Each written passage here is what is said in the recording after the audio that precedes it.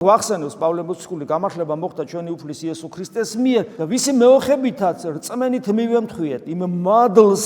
რომელშიც ვდგავარ და კითხვა მიჩნდება რომ მე სადაც ვდგავარ ანუ ეკლესიაში რო ვარ გძნობ რომ მადლში ვდგავარ თუ უბრალოდ ქვის ტაძარში ვდგავარ და წესებს ვასრულებ რიტუალურ წესებს ვასრულებ რომელსაც მადლმოსილი საფუძველი და წარსული აქვს მაგრამ თუ ამის იქით და გარეგნულის იქით ვერაფერს ვერ ვხედავ მადლში ვდგავარ აი აქ წერია მივემთხვიეთ მადლს რომელშიც ვდგავარ მადლი რა არის საღვთო ენერგია მე რო ეკლესიის წევრი ვარ საღვთო ენერგიაში ვდგავარ თუ არა ვდგავარ და თუ ვდგავარ საღვთო ენერგიაში ვდგავარ მაშინ ქრისტეს თუ არა ვდგავარ ქრისტეს და თუ ქრისტეს ვდგავარ მიყვარს ყველა ადამიანი უპირობოდ თუ არ მიყვარს ვატარებ თუ არა ქრისტეს თვისებებს თუ არ ვატარებ შესაბამისად როცა ადამიანი ასეა ღვთის დიდების სასოებით ვიქადით ღვთის დიდება დიადია ღმერთი და ეს დიადი ღმერთი ჩემი იმედი გახდა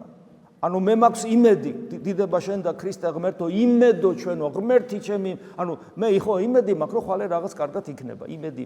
ჩვენ ესე არა ვარ ჩვენი იმედი თავად ღმერთია თან დიადი ღმერთია და ამით ვიქადით ანუ ჩემი სიქადული არა ჩემგან არის რომ მე ადამიანი ვარ, ქრისტიანი ვარ, ეს ჩემგან კი არა, მე რა ნაგავი ვარ, არ ვიცი, მაგრამ არა, მე ვიქადი იმიტომ რომ მადლში ვდგავარ და ჩემი იმედი რომ ხვალე მარჯვენით მამისა აღმოვჩდები, როგორც ქრისტესთან მემკვიდრე,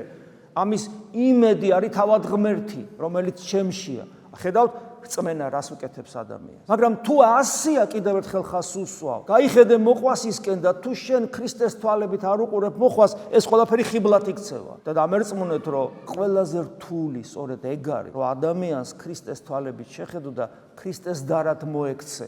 წერი გიყვარდეს, ყველა გიყვარდეს. უპირობოდ გიყვარდეს. აი აქ ჩამოიშლება ხოლმე ჩვენს გონებაში შეკოწიწებული ქრისტიანული ხუხულა, ეგრეთ წოდებული ქრისტიანული ხუხულა, რომელიც სინამდვილეში ქრისტიანობა არ არის.